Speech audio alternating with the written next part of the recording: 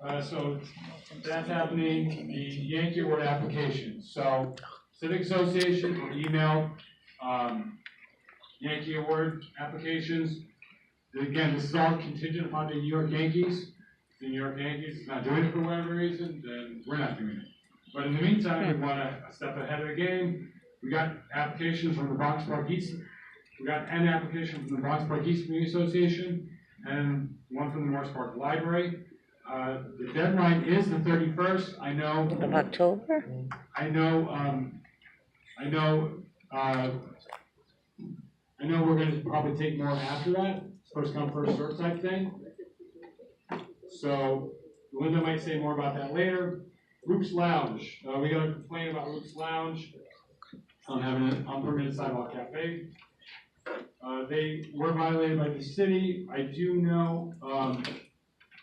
I'm trying to get more information on their disposition because they have a hearing for the DCA. In the meantime, despite their maybe problematic history, some members of our board do feel that when we get complaints about individual businesses like Luke's Lounge, and we'll say other ones, but more like Luke's Lounge, maybe we should give a courtesy, reach out to the business before we go to city agency and issue violations. Speaking of violations, the Rainbow Diner did contact me. They got a violation by the State Liquor Authority. That was for, so by law, your state, can I explain? So by law, liquor license applicants must notify of their intent. Notify the community board of their intent to apply for a liquor license. They have to wait 30 days before they actually submit their application to the State Liquor Authority. In this case, Rainbow Diner submitted early. And for that, they got a $500 fine. Wow. I did speak to my contact at the State Liquor Authority. Basically, they need to go before the SLA board and ask for leniency. You know, sorry, our mistake. You know, we shouldn't have done that. Can you please, you know, help us out this one time? Another thing, full board video recordings. I put something in your packet. I want to know if you object. I know this came up at one of the leadership committee meetings. Somebody asked me about the camera in back. We are not, that's not official, but one of our relative of one of our board members is kind enough recording the meeting for us. We'll see how that turns out. But if you could respond to that thing in the packet, because I know some people are questioning the cost. We did get members of the public interested in doing and having our video, our full board meetings video recorded. For those who cannot necessarily attend. Jeremy, Yes. what is the cost per Well, it depends on who you go to. So as you may recall, first of all, the Bronx Times did reach out to me about video recordings because other boards are doing it. In fact, our board seemed to have been the first when Councilmember Vaca funded that. We got a total of 7 recordings through Councilmember Vaca. That costed the city $35,000. The quote I got for us as a kid meeting was $7,200 a year. That was the cheapest I could get. BronxNet was willing to do it for more like $1,200 to $1,500 a meeting. Wow. So it depends on who you go to. So you're saying the best price is $800? Grace has been doing it for nothing. Give me car fare. And then we have this camera, which looks a little bit more high speed for free, thanks to the board members relative. So anybody who wants to record, as long as it doesn't obstruct the meeting, by law, they're allowed to record the meeting. So, the thing in the packet, please give it to Harry or Chris if you can. And then CB12 issues, people complained to me at our last leadership committee meeting about, people complained prior to that. There have been issues with the Chase Auto Group on Gun Hill Road, that's officially in Community Board 12. That's the north side of Community Board. Or that's of our Community Board. The south side is us, the north side is Community Board 12. There was also complaints about the MTA bus yard and the old golf property. You know, golf is sport, do you call it that? I spoke to the chairman of Community Board 12, because obviously, you know, I've spoken to my colleague at Board 12, I met him on site. We lost some contact with Chase Auto Group. The chairman of Community Board 12, for anyone that's interested, in cleanup in Community Ward 12 would like a site visit meeting with anyone who's interested. Jeremy, I specified that more than well, and George has been dragging his feet Well, that's why I for involved the 3 chairman. months. I'm sick and tired of That's this. why I involved the chairman of Community Ward 12. I want to make sure he was involved. Dom Shiano wants to be part of it. Okay. Getting back to, the vote on that other thing with the cameras.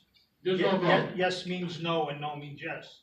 There's no vote. Yes, I have an objection, and no, I don't have an objection. Yes. So yes means no and no means yes. Yeah, and again, even if you object to the video recordings, the public can do it. Yeah. As long as it doesn't interfere with the Right. meeting. No one's saying the public can't do it. So we'll, very thankful to a board member as well, so we'll see how that turns out. Committee Ward 12, so Brown's going to meet. I'll arrange something times with you, okay?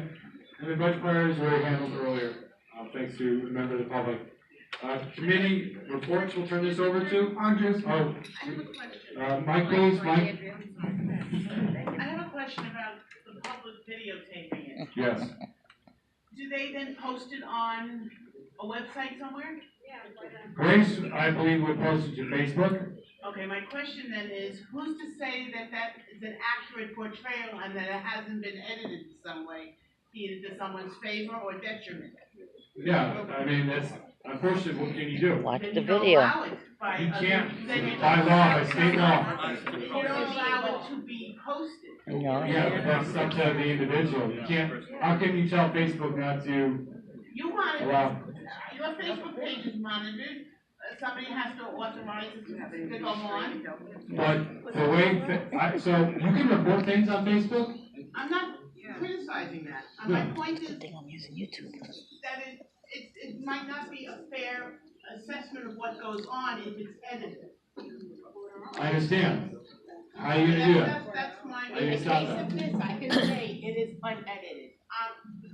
I'm not questioning who's doing it, I'm not questioning Grace or Cindy or anybody, I'm just making a statement. Andrea, you're right, someone can put it on and they can edit it. I don't think there's anything we can do until we see it edited on YouTube, and then, then we have to figure out what to do from there. I mean, if we were to come across, if somebody were to provide evidence that, hey, somebody's misrepresenting the board, they cut it, they, you know, then we can maybe we can look into that. Until then, I wouldn't worry about it too much. And we could do our own official thing. If that is a concern, Andrea, then the board has to take the action to create its own official version, so that there are no questions. So that if there is something edited on somebody else's, you can compare if it ever came to be an issue. Okay, thank you very much. Let's move on to committee reports then, please. Anthony Mazzaliano, Leadership Committee. Good evening. Leadership, I have several motions. All right, number one, motion to support the Department of Sanitation's request for alternate side signage in front of the Morris Park train station, Tuesday from 9 a.m. to 10 a.m. Second by Al D'Angelo. Open for discussion. Linda? Go ahead, it's on. Are we talking about 180th Street? Mike Brown's house. No. Oh, okay, all right, I just was saying, okay. Anything else? Lisa. Mike. Mike? When you say in front, is it just the block in front, is it across the street, is it the side? It's, so you have the front of the station, Uh-huh, and then you have the side where there's the staircase. okay, So that, so because that's officially MTA property. Okay, but that's not like ending at the staircase, or like all the way to the corner? So where it's, no, not to Aspen, not to Holland. Okay, No, just where it starts at the steps, and then down to the station to the fire hydrant. got it, thank you. Okay. All those in favor? Aye. Against? One against, One, Lisa? Lisa Soto, any abstentions? Motion passed. Next motion, Motion to request Councilmember Torres' office to fund the cleaning of Bronx Park East from 80 Avenue to Unionport Road by FedCap. Do I have a second? I second it. Second by Dominic Shiano. Open for discussion. Well, I'd just like to mention John, that go ahead. it's only the park side of the street that they're gonna clean.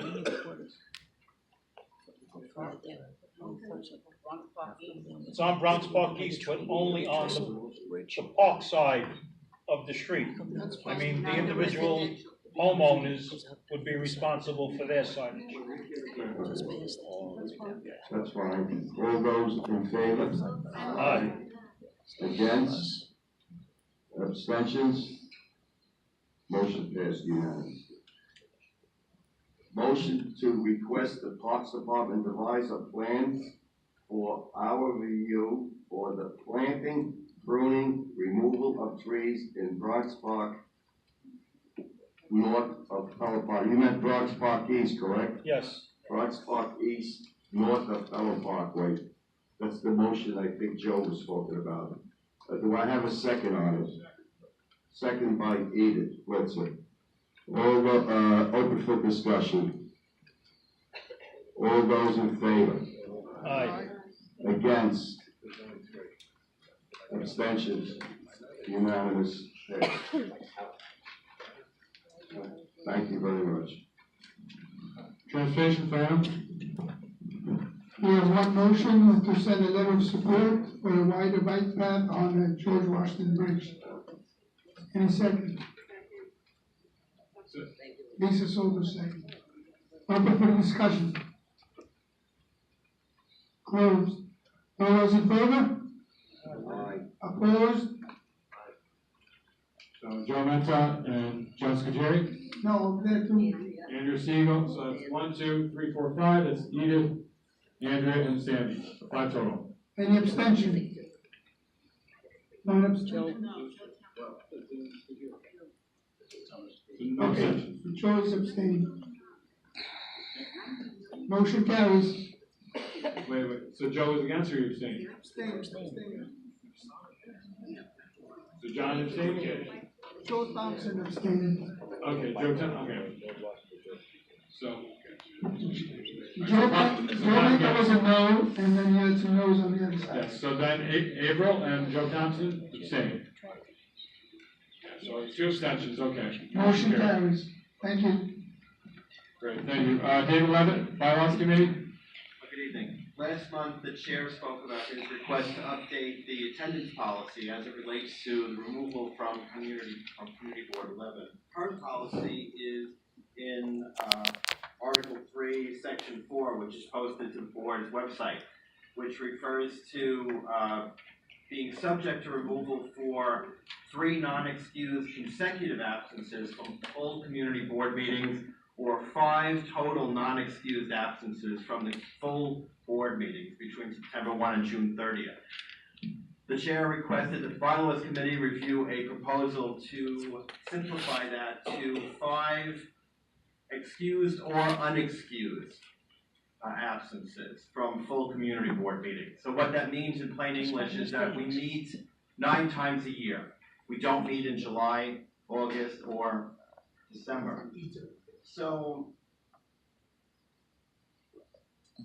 if you miss any 5 meetings for any reason in a board year, which is considered from September 1 to June 30th, you'll be subject to removal. It's not automatic.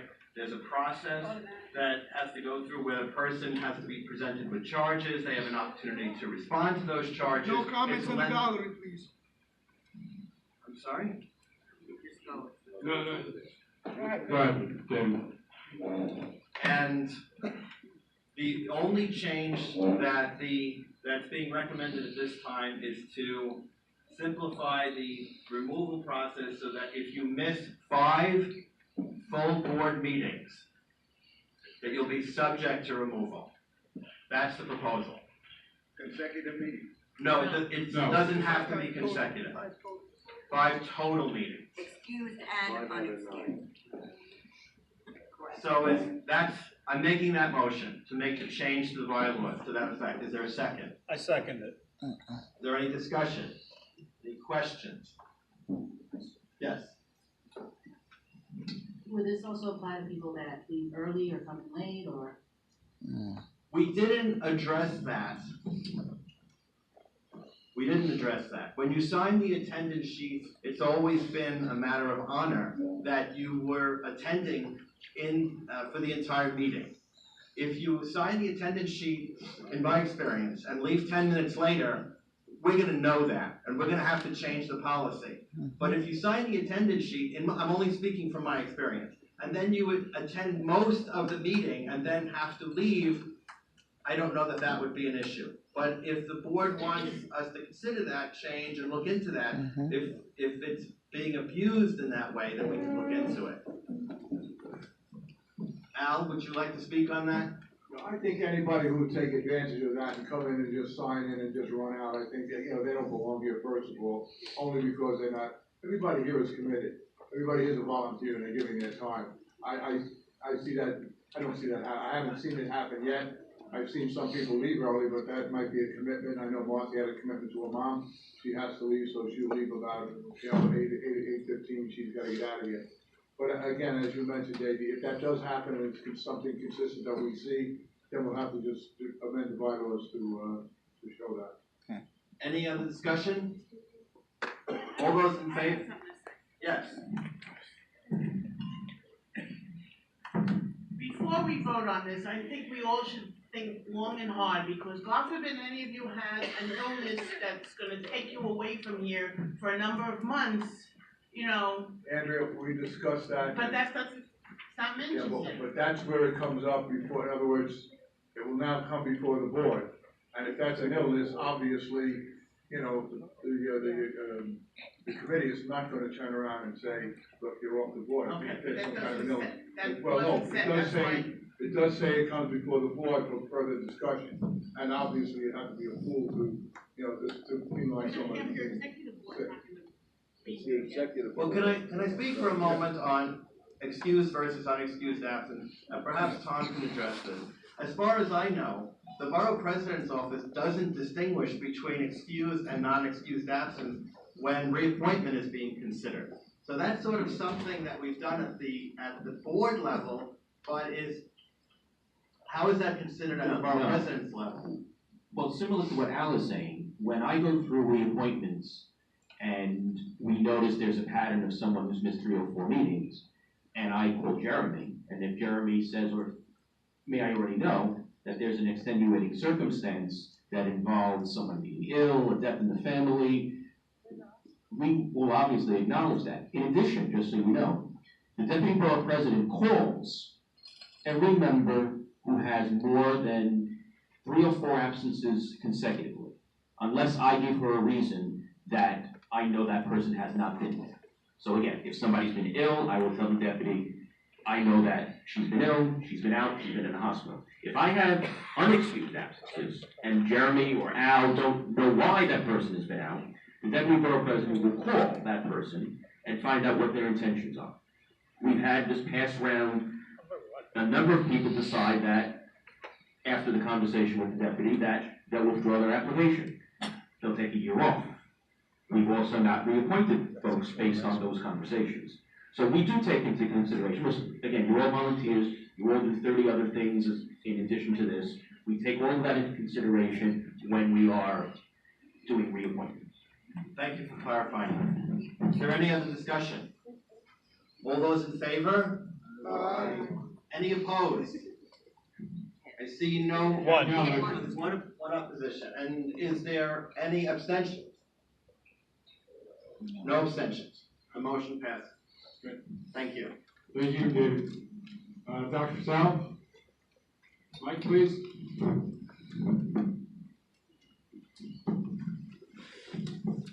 As far as the budget priority items, that any member of the community board or of the community board 11 residents, please keep forwarding the ideas to the office. let's create a paper trail, and sooner or later it's going to speak up. Thank you. Okay, economic development, Wait, Shannon? before we move on, can I, in terms of scheduling the public hearing that we have to do, is there any reason why we couldn't have it before the next community board meeting, immediately before? So if our meeting begins at 7, we could have that at 6 or 6:30? You don't need the full board for this. The only thing where you're gonna need more of a quorum is actually the ULIP things, that we have coming up. But if you. It's gonna be more than an hour. To the public, what Dr. Michelle said, that might not be a bad idea. That's the way we used to do it. I know. And it's the most convenient, and it's the opportunity to have the public be able to speak on it. Yeah, I agree, but I think we want to hear something a little bit sooner than that. I mean, I think we should have something If we're gonna sooner have it than sooner, that. then that's When's the fine. deadline for the, It's, the city plans on responding by December. You can do it the next meeting, but I don't recommend it, because they want us to respond sooner than that. They want us to respond. why don't we do two things? Why don't we have